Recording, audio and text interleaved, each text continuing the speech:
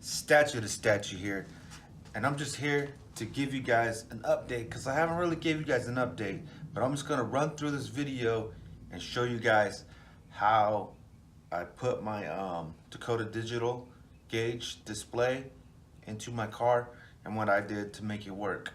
All right, so check it out and enjoy.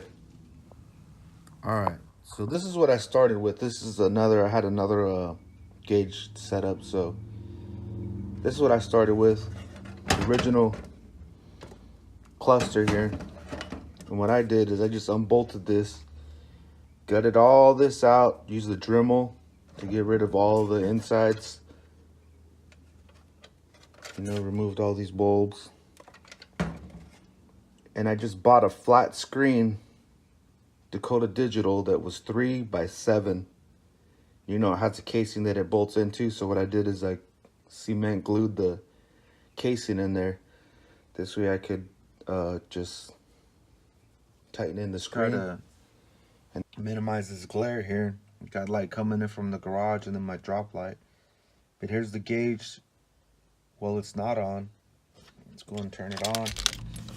Get some numbers. You see down there where it says park? Then it says engine.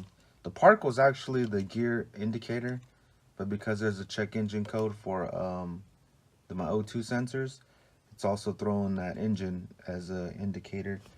I put another light up here. Maybe you can see it. It's just like your typical light, so I don't have to look at the reading all the time. You know, I have an actual light as well.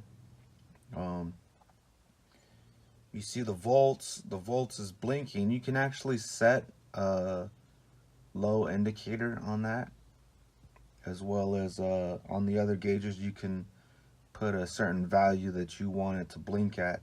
This way it alerts you that something's going on. So that's indicating low voltage right there.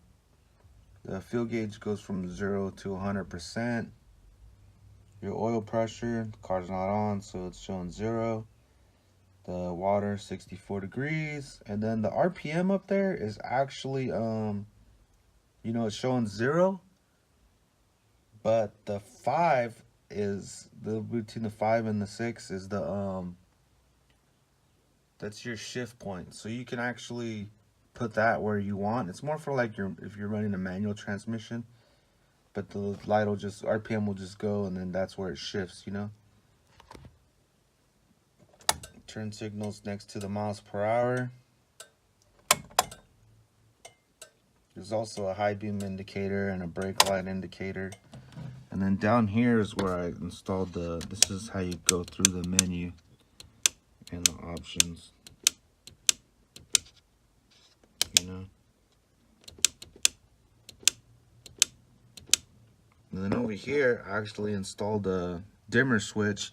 It has a value where you can like set the brightness to, but you know, if you want to on demand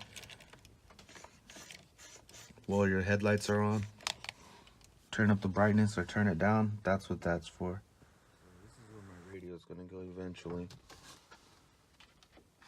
but I have it off because this is actually where I mounted my box, the little computer for the gauges. Now I used the OBD2 interface that plugs in from the gauges straight up to the here to the interface, or to the OBD2 plug, because it's a lot less wiring.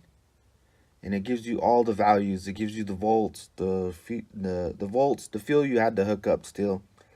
You know, you get the RPM from the OBD2, speedometer, gear selection. So those are all things that you don't have to hook up. You do have to hook up the oil pressure because that doesn't go through the OBD2 on these older cars. This is a 2000 engine. So, you know, there's a lot less wiring that you have to end up doing. You still have to hook up your brake light, your high beams, your turn signals, you know, but power, ground, you know, your little button that you plug in, your oil sender, your fuel sender, but there's a lot of stuff that the computer reads with that. And I think the hardest part about this install to me was figuring out where the hell I was going to bolt this. Because I couldn't find room down below. You know, you don't want it to be visible. You want to be hidden. So I just fabbed up a little bracket right there and ended up mounting it right there. But all in all, I'm happy with it. I'm excited. And I test drove it. It works. It's cool. So that's what I did. You know, if you guys have any suggestions or, you know, you should have did this, you should have did that, drop it in the comments. I'm open to that stuff. I would like to hear what other people have to say. But that's it.